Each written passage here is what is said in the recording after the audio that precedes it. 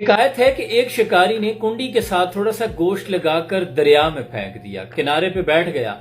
دریا کے اندر ایک چھوٹی مچھلی آئی، اسے گوشت کو چبانے لگی تو فوراً سے ایک بڑی مچھلی آئی، اس نے کہا خبردار اس کو منہ مت لگانا۔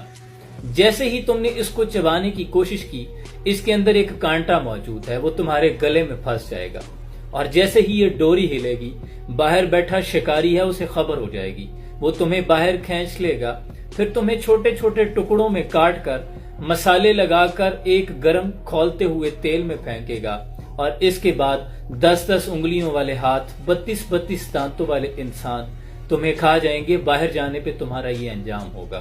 اب چھوٹی مچھلی نے بڑی مچھلی کی باتوں کو نظر انداز کرتے ہوئے دریا میں خود ریسرچ کرنی شروع کر لی کہ میں ذرا خود مشاہدہ کر کے دیکھتی ہوں، لیکن ریسرچ کرنے پر اسے نہ تو کوئی شکاری ملا، نہ کھولتا ہوا گرم تیل تھا، اور نہ 10 انگلیوں والے ہاتھ، نہ 32 دانتوں والے انسان ملے۔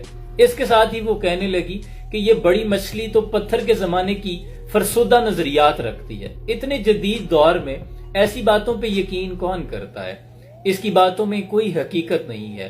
پھر اس کے بعد وہی ہوا کہ اس نے اپنے ذاتی مشاہدے کی بنیاد پر جا کے اس کنڈی پہ لگے گوشت کو جب چبانے کی کوشش کی تو وہی ہوا، کانٹا اس کی حلق میں پھنس گیا۔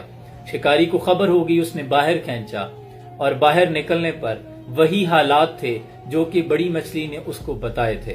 اب چھوٹی مچھلی کے پاس بھاگنے کا کوئی راستہ نہیں تھا۔ دیکھیں میرے عزیز، اس مثال سے سمجھانا یہ مقصود تھا کہ اللہ نے انبیاء علیہ السلام کو اس دنیا میں ہماری رہنمائی کے لیے بھیجا۔ انہوں نے موت کے بعد ہونے والے تمام حالات و واقعات سے ہمیں آگاہ کیا، ہمیں خبر دی، لیکن چند لوگوں نے بڑی مچھلی کی طرح ان باتوں پہ یقین کیا اور نیکی کے راہ پہ چلتے رہے۔ لیکن کچھ چھوٹی مچھلیوں نے کیا کیا کہ وہ تعلیم کے تیزاب میں ڈال اس کی خودی کو ہو جائے ملائم تو جدھر چاہے اسے پھیر۔ اقبال نے کہا نا کہ وہ خود سے ریسرچ کرنی شروع کر دی۔ تعویل کا پندہ کوئی صیاد لگا دے، یہ شاخ نشیمن سے اترتا ہے بہت جلد۔ انسان نے خود ریسرچ کرنی شروع کر دی۔ اب جب موت کا کانٹا اسے چبھے گا، اس کے بعد حالات خود بخود واضح ہو جائیں گے۔ تو دین یاد رکھو، تسلیم کی راہ ہے، تحقیق کی راہ نہیں۔ کہیں ایسا نہ ہو، واصف صاحب فرماتے ہیں کہ تم دنیا کو تسلیم کر لو اور دین کو تحقیق کرتے پھرو۔ کوشش یہ کرو کہ اقرار باللسانی و تصدیق بالقلب۔